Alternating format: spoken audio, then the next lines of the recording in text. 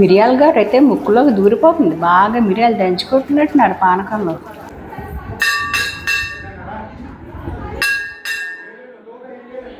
అందరికీ నమస్కారం అండి, బాగున్నారా అండి? నేనండి ఆఫ్రికాలో మీ అందరూ ఆడపడుచుని. ఈరోజు నేను మా ఇంటి దగ్గరే ఉన్నటువంటి ఒక రామాలయానికి అయితే వచ్చానండి.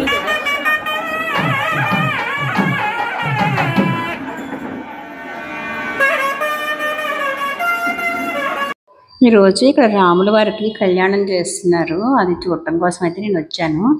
నేను ప్రతి సంవత్సరం ఉగాండాలో ఉన్నప్పుడు ఏం చేస్తానంటే టీవీ పెట్టుకుని లైవ్ చూస్తూ ఉంటాను. ఉగాండాలో కూడా అన్ని టెంపుల్స్లోనూ శ్రీరామనవమి కళ్యాణాలు అవి చేస్తారు, కానీ ఏంటంటే అది రాత్రి అంటే ఈవినింగ్ టైమ్స్లో చేస్తుంటారు. అందుకని పొద్దునే నేను పూజ చేసుకున్నప్పుడు ఏం చేస్తానంటే టీవీలో లైవ్ చూస్తూ నేను పూజ చేసుకుంటాను. కానీ ఈ సంవత్సరం నేను ఇక్కడ ఇండియా వచ్చిన వల్ల ఏంటంటే మా ఇంటి దగ్గరలో ఉన్నటువంటి రామాలయానికి అయితే వచ్చాను.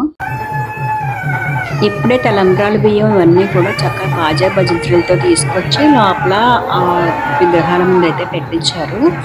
ఇంకా పూజారి గారు అయితే చాలా వివరణ ఇచ్చారు అన్నమాట. ఇంకా అంటే ప్రతి తంతుకి ఉన్నటువంటి పరమార్థం అది ఎందుకు చేయాలి అన్నట్లుగా అన్ని వివరంగా చెప్పి రాముల వారి కళ్యాణాన్ని అయితే చేయించారు. అసలు జీలకర్ర బెల్లం ఎందుకు పెడతారు, తలంబ్రాలు ఏంటి, మంగళసూత్ర ధారణ ఏది ఎప్పుడు చేస్తారు, దాని వెనక ఉన్న కథ అన్నీ చెప్తూ ఎంతో వివరంగా అయితే కళ్యాణము చక్కగా చాలా బాగా చేయించారు.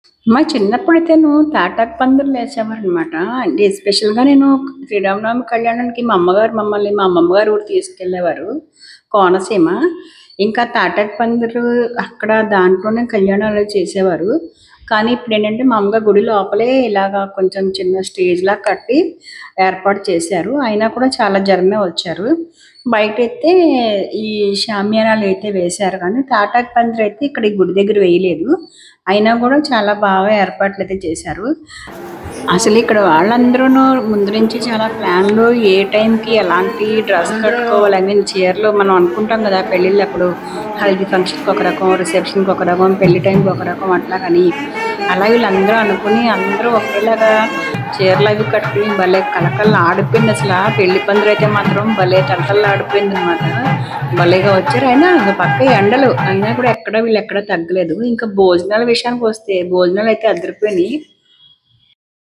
పానకంలో అయితే మిరియాలు బాగా దంచుకొట్టేశారు. అసలు ఒక గ్లాస్ అలా ప్రసాదం కింద తీసుకుందాం అనుకున్నాను కూడా, బాటిల్ తీసుకెళ్ళి తాగుతున్నాము, అంత బాగుంది. ఇంకా మిరియాల ఘాటు అయితే ముక్కులోకి వచ్చేస్తుంది అనమాట. భలే అయితే టేస్ట్గా ఘాటుగా ఉంది. ఇంకా భోజనాల దగ్గరికి వచ్చే మటుకైతే ఇంక జనం ఉన్నారు, అసలు మామూలుగా లేరు. అదే ఒక కౌంటరే పెడితే కనుక చాలా ఇబ్బంది అయిపోతుందని చెప్పేసి వీళ్ళు మొత్తం 4 కౌంటర్లు పెట్టారు. అందుకని ఎక్కడ తొక్కిసలాట కానీ ఏమీ జరగకుండా అయితే బాగా అది నీట్గా క్లీన్గా అయితే భోజనాలు కూడా అయిపోయినాయి. ఇది ఎన్ని ఐటమ్స్ అసలుకైతేనే లోపల కళ్యాణం జరుగుతుంది, బయట భోజనాలు పెడుతుంటే ఈ బయట ఉన్నటువంటి వంటకాల వాసన లోపల దాకా గుబాళి ఇచ్చేస్తుంది అనమాట. అంత బాగున్నాయి అసలు భోజనాలు అయితేనే. భలే వెరైటీస్ అన్నీ పెట్టారు.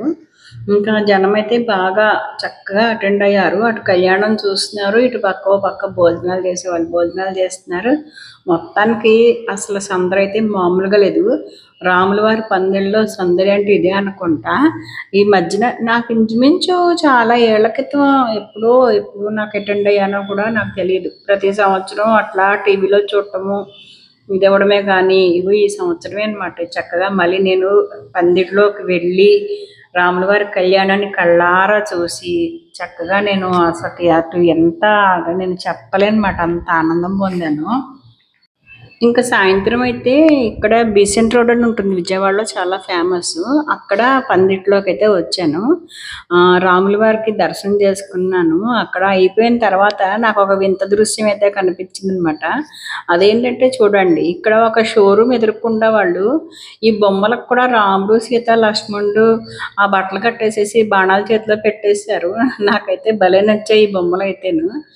భలే ముద్దుగా ఉన్నాయి కదా బొమ్మలు. మరి ఆంజనేయ స్వామిని పెట్టడం మర్చిపోయినట్టున్నారు వీళ్ళు అడావుల్లోను. ఆ ముగ్గురునే పెట్టారు. ఇంక నేను ఇక్కడ నుంచి కాస్త ఫోటో తీయించేసుకున్నాను. చక్కగా బట్టలు ఈ మామూలు అయితే ఫ్యాన్సీ డ్రెస్సులు వేస్తారు. ఇప్పుడు ఈ రోజేమో ఈ బట్టలు వేసారు అన్నమాట వీళ్ళు. ఈ వీడియో నచ్చిందండి. ఇంకో మంచి వీడియోతో నేను ముందుకు వస్తానండి. అంతవరకు నమస్తే.